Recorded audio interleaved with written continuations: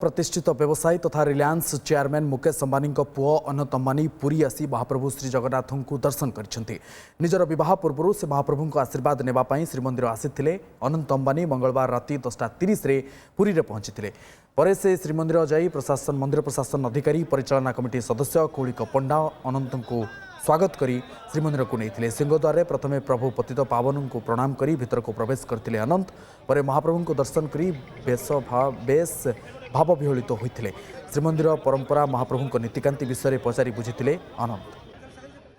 सबको बहुत जय जगन्नाथ। बहुत अच्छा दर्शन हुआ मेरा।